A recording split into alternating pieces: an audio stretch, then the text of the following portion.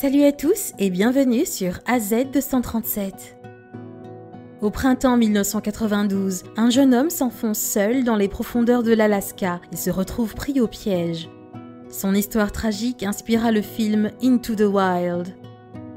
Que s'était-il réellement passé? Nous vous raconterons son histoire. Avant de commencer, voici la question du jour. Que peux-tu tenir dans ta main gauche, mais jamais dans ta main droite? Donnez-nous votre réponse dans les commentaires. La réponse exacte vous sera donnée à la fin de la vidéo. N'hésitez pas à liker la vidéo pour nous encourager et si vous êtes nouveau sur la chaîne, abonnez-vous et activez la cloche de notification pour ne manquer aucune de nos prochaines vidéos. Christopher Johnson McCandless était né le 12 février 1968 à El Segundo, en Californie. Ses parents étaient Walt et Wilhelmina McCandless et il avait une sœur cadette appelée Karine. Son père avait également eu 6 autres enfants d'un précédent mariage qui vivaient tous avec leur mère. Lorsque Chris McCandless avait environ 8 ans, sa famille déménagea en Virginie, à Washington, D.C. Son père était employé par la NASA, tandis que sa mère travaillait dans une entreprise d'aérospatiale et de défense. Plus tard, le couple créa sa propre entreprise rentable et travailla à domicile. Au lycée, Chris avait bien réussi à la fois dans les études et les sports, en devenant capitaine de l'équipe de ski de fond. Chris avait fait son premier long voyage avant de commencer l'université, parcourant 10 000 miles dans sa voiture tout seul. Puis, tout de suite après avoir obtenu son diplôme avec mention à l'université Emory, il s'était mis à voyager de plus en plus. Donnant la majeure partie de son argent à des œuvres de bienfaisance et rompant les liens avec sa famille, le jeune diplômé faisait de petits boulots pour subventionner son mode de vie nomade. Au début des années 1990, Chris avait voyagé à travers l'Arizona et la Californie jusqu'au Dakota du Sud. En se faisant appeler Alexander Supertramp en Arizona, il abandonna sa voiture et commença à faire de l'autostop. Alex passa le mois d'octobre 1990 à travailler dans le Dakota du Sud pour le propriétaire d'un silo à grains, Wayne Westerberg. Puis, après une excursion illégale au Mexique, il était retourné travailler pour Westerberg à nouveau en janvier 1992. 3 mois plus tard, en avril 1992, Chris commença son voyage vers le nord. Il avait envoyé à Westerberg une dernière carte postale de Fairbanks, en Alaska, le 27 avril de la même année. « C'est la dernière fois que vous entendrez parler de moi, Wayne », avait-il écrit. « Il faudra peut-être beaucoup de temps avant que je ne retourne dans le sud. Si cette aventure se révèle fatale et que vous n'avez plus jamais de nouvelles de moi, je veux que vous sachiez que vous êtes un grand homme. Je marche maintenant dans la nature. Alex. » La dernière personne à avoir vu Chris vivant était Jim Gallien, un habitant de Fairbanks. L'électricien local avait aidé Chris à prendre le départ du Stampede Trail, une piste de randonnée difficile où il se dirigeait. Gallien déclara au New Yorker en 1993 qu'il avait demandé au jeune aventurier s'il portait une boussole. « Je ne veux pas de boussole », avait-il répondu. « Je n'ai pas besoin de savoir où je suis. » Gallien nota aussi que le randonneur ne portait qu'un sac à dos léger et semblait terriblement mal préparé pour la piste difficile à venir. Mais malgré les avertissements répétés de l'homme, Chris n'avait pas été dissuadé. La seule concession qu'Alex, comme il s'était présenté, avait faite était d'accepter un sandwich et une paire de bottes en caoutchouc de Gallien. La fois suivante où quelqu'un a vu Chris, du moins pour autant que nous le sachions, c'était le 6 septembre 1992. Ce jour-là, les chasseurs Gordon Sammel et Ken Thompson faisaient partie des 6 personnes qui s'étaient approchées du bus converti dans lequel Chris habitait. Il était stationné à côté du Stampede Trail, près de la limite du parc national de Denali. Sur la porte de l'autobus était écrit une note. « SOS, j'ai besoin de votre aide. Je suis blessé, proche de la mort et trop faible pour sortir d'ici. Pouvait-on lire ? Je suis tout seul, ce n'est pas une blague. Au nom de Dieu, veuillez rester pour me sauver.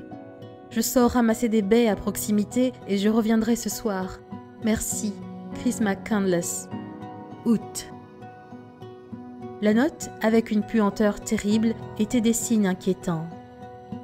Par la fenêtre, Thompson et Sammel avaient vu un sac de couchage bleu sur une couchette. Je me tenais sur une souche pour l'atteindre par une fenêtre arrière et j'ai secoué le sac, déclara Samuel à Jon Krakauer, rédacteur pour le magazine Outside en 1993. Ce n'est que lorsque je suis allé de l'autre côté que j'ai vu une tête apparaître et que j'ai su avec certitude ce que c'était. Le lendemain matin, le corps de Chris McCandless fut transporté par hélicoptère. Il était couché là depuis environ 2 semaines et demie. La famine avait été considérée comme la cause du décès la plus probable, mais l'identité du défunt était un mystère. Autrement dit, jusqu'à ce que son dernier employeur, Wayne Westerberg, ait entendu parler du randonneur décédé lors d'une émission de radio et ait aidé à identifier Chris.